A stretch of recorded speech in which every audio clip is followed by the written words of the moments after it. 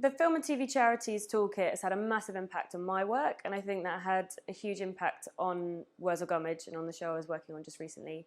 I think in the energy and the ethos of our crew and team, we had some really tough moments, and it helped us all push through. I think it's becoming more normal to do a 10+1 day. I mean, a few years ago, it was always an 11+1, so that's changing. But then, particularly in production as well, your hours are like this bubble outside of that. People like locations and art and production.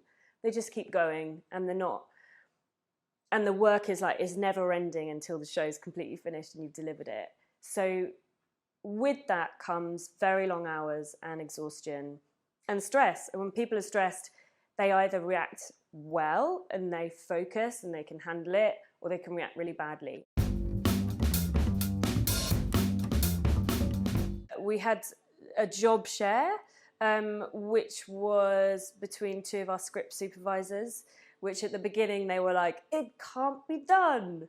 And it was done very effectively. They both have children, and we were filming in the summer holidays, and really wanted them both. One of them was a previous script supervisor who had done the show before, and one of them is like a dear friend of ours who I adore, and between them they just couldn't make the full range of dates work. So when we proposed it, it was a bit like, people were a bit like, ooh, but it's continuity, how do we feel about that? But I actually think it was so effective, it was so lovely to have them both.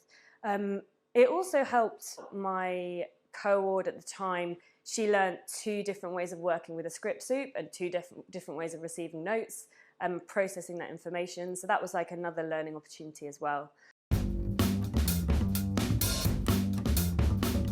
Having a toolkit like this holds people more accountable, calls out bad behaviour, and ultimately will push the standard of the industry higher.